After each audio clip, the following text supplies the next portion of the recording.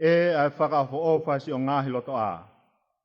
Henry Francis Light, the author of Abide With Me, Fast Falls the Eventide, also wrote this popular hymn.